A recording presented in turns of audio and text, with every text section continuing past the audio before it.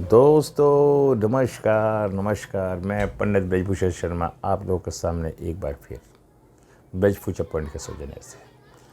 दोस्तों मैं काफ़ी लंबे समय से न्यूमरोलॉजी की वीडियो डालता आ रहा हूँ और आप लोगों ने बड़ा उसे पसंद किया।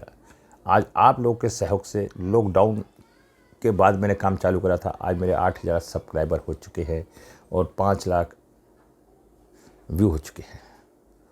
तो दोस्तों बड़ा अच्छा लगता है, आनंद आता है जब किसी काम को हम करते हैं। तो अब मैंने इसी श्रृंखला के तहत एक वैदिक ज्योतिष की एक श्रृंखला चालू करी है।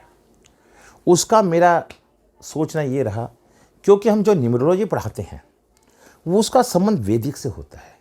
अगर हम वैदिक भी सीख लें और न्यूमरोलॉजी भी सीख लें तो न्यूमरोलॉजी में हम पारंगत हो सकते हैं। अगर हम खाली न्यूमरोलॉजी सीखते हैं तो उसमें बहुत समय लगता है और हम उस समय तक उसको ज्ञान प्राप्त नहीं कर पाते, क्योंकि न्यूमरोलॉजी और वैदिक के में काफ़ी समानता है। सब समझने का खेल है। उससे मित्र शत्रु के हर चीज़ के बारे में आपको गहन अध्ययन हो सकता है। तो मैं ये चाहता हूं कि यदि आप लोग अच्छा समझते हैं तो आप मेरी वैदिक की क्लास में आने का जरूर प्रयास करें। मैं आपको बेसिक समझाने का प्रयास करूंगा।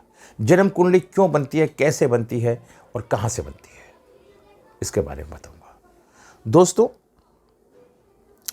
जब व्यक्ति का जन्म होता है, जिस दिन व्यक्ति का जन्म होता है उस सौर मंडल में, जब व्यक्ति का जन्म होता है उस सौर मंडल में क्या नक्शा होता है, किस ग्रह की क्या स्थिति होती है, वो सारी के सारी स्थिति हमारी जन्म कुंडली में एक नक्शे के रूप में हमारे पास आ जाती है।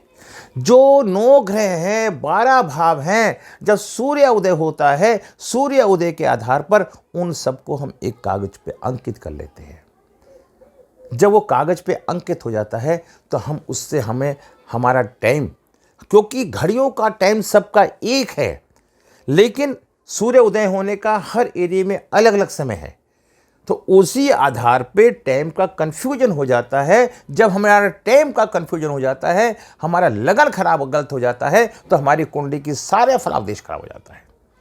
उसको सही करने के लिए हमने इस वैदिक को आधार पर उसको सही करा, लैटिट्यूड वगैरह को ठीक करा।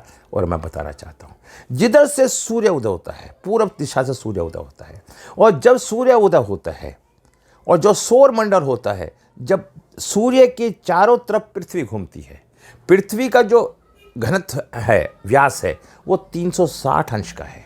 जब वो 360 अंश का है तो उसे हमें 12 भाग में बांट दिया गया, क्योंकि 12 भाव है तो एक भाव 30 अंश का हुआ। अभी काफ़ी लोगों को ये भी जानकारी नहीं होती कि 30 अंश का है। 30 अंश में पहले 3 अंश तक ग्रह कोई खास काम नहीं करता और लास्ट के 3 अंश तक कोई खास काम नहीं करता। 5 से लेके 25 तक वो अपनी पूर्ण रूप से एक्टिवेट स्थिति में होता है। मैंने बताया, अब जब हमने ये इतना कुछ सीखा तो पृथ्वी गोल है, तो ये अंडाकार एक राशि बना। अंडाकार को 12 भागों में बांट दिया गया। अब उसको 12 भागों में सही ढंग से अंकित नहीं हो पाए। फिर हमने एक आयताकार कुंडली बनाई, जिधर से सूर्य उदय होता है, पूरब से उदय होता है, जहां से सूर्य उदय होता है, और जिस टाइम हमने वो नक्शा बनाया, सूर्य उदय की दृष्टिकोण देखा, वहां पे हमने उसे लगन मान लिया और लगन के बाद सब राशियों को आगे पीछे हमने लगा दिया और एक एक राशि 12 भाव में होती है, उसका हमें ज्ञान हुआ। तो दोस्तों मैं आपको ये बता ही रहा हूँ कि ये हमारी जो कुंडली होती है ये पूरब दिशा से होती है। और अब इसके अंदर चंद्रमा जहाँ बैठा होता है उन 9 ग्रहों के अंदर, उसे हम चंद्र कुंडली बोलते हैं और उसे हम कालपुरुष कुंडली बोलते हैं। सूर्य से 1 2 3 का जो अंक होता है वो कालपुरुष है, और जब चंद्रमा से होता है वो चंद्र राशि है। तो इसी तरह से हम 2 विधियों से देखते हैं। दोस्तों मैं आज आपको एक विशेष बात बताने के लिए जा रहा हूँ, जो अक्सर ना कोई बताता है, ना किसी ने बताई है। आगे कोई बताया या ना बताया मुझे पता नहीं, मैं बता रहा हूं। दोस्तों जब व्यक्ति का जन्म होता है तो उसका सूर्य कहां बैठा होता है, आप खाली ये देखिए। अगर किसी व्यक्ति का सूर्य अष्टम स्थान में बैठा है तो उस व्यक्ति का जन्म 3:30 से 5:30 पे होगा। ठीक है। और मैंने क्या बता, यदि किसी का सूर्य लगन में बैठा है, आप नोट करना, अपनी अपनी कुंडलियों में नोट करना, मुझे कमेंट देना, मेरे से व्यक्तिगत बात करना। अगर किसी का 5:30 से साढ़े लगन में बैठा है तो उस बच्चे का जन्म 5:30 से 7:30 AM सुबह का होगा। देखिए कितनी एक अनुभव की बात मिली आपको। और किसी व्यक्ति का जन्म अगर सूर्य उसका 12वें स्थान में बैठा है तो उसका टाइम 7:30 से 9:30 होगा दोपहर का, मतलब सुबह का। और अगर किसी का सूर्य 11वें स्थान में बैठा है, कुंभ राशि में बैठा है या 11वें भाव में बैठा है, तो बच्चे का जन्म 9:30 से 11:30 होगा। यह आपको जानकारी होगी। यदि किसी का सूर्य 10वें भाव में बैठा है, अपनी अपनी कुंडली देखना दोस्तों, बड़ा मजा आएगा। ये खेल है, खेल की तरह खेलो। कमी निकालना या निकालने की नीतियों को खत्म कर दो। अगर आप गेम की तरह किसी चीज को पढ़ेंगे तो आप आनंदित होकर जल्दी सीख जाएंगे। और किसी का सूर्य 10वें स्थान पे है तो उसका जन्म 11:30 से 1:30 बजे तक होता है। और किसी का जन्म 9वें स्थान पे है, 9वें पे देखिए 11:30 सुबह के और 1:30 दोपहर AM PM आ गया। और किसी का 9वें स्थान पे सूर्य है तो 1:30 से 3:30 तक PM दोपहर के। और किसी का 8वें स्थान में आ गया तो 3:03 से 5:30 तक PM। और किसी का 7वें भाव में सूर्य आ गया तो 5:30 से 7:30 सूर्यास्त PM शाम के। और किसी के 6ठे भाव में सूर्य आ गया तो 7:30 से 9:30 PM। देखिए दोस्तों बड़ा मजा आएगा। मैंने कहा कि आप अपने कुंडली से देख के कि आप खेल खेल सकते हैं, किसी व्यक्ति को बता सकते हैं अरे तेरा जन्म इस समय का है, और वो ताज्जुब में आ जाएगा। और ये कोई जादूगरी नहीं है, ये तो अर्थशास्त्रियों द्वारा, हमारे ऋषि मुनियों द्वारा बनाई हुई विधि है। मैं तो एक मास्टर हूँ, ट्यूटर हूँ, जो मैं आपको पढ़ा रहा हूँ और आपके सामने तक पेश करने जा रहा हूँ। और उसके बाद अगर आपका सूर्य 5वें स्थान पे है तो आपका जन्म 9:30 से 11:30 शाम का होगा। कितनी आसान विधि से मैंने आपको बता दिया। और किसी का सूर्य 4थे स्थान पे आता है, इनको जरूर रट लो। अगर आप इन्हें नहीं रट पाएंगे तो ज्योतिष सीखने का कोई फायदा नहीं।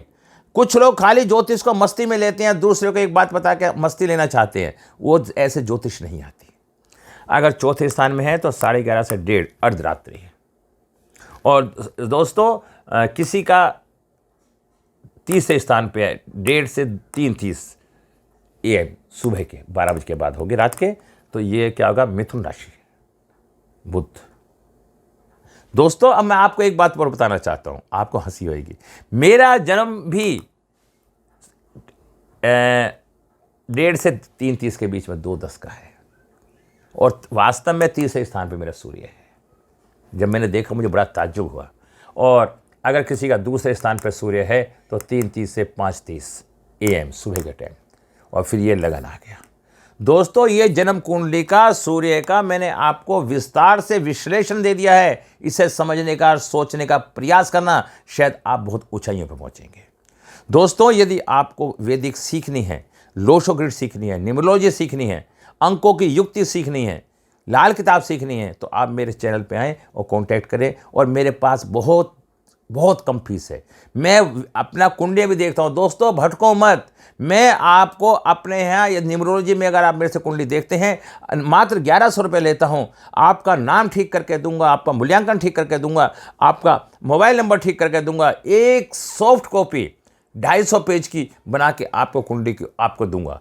इतना कुछ दूंगा मात्र 1100 रुपये के अंदर। एक बार मुझे सेवा का मौका दें और उसका आप आनंद लेके देखें।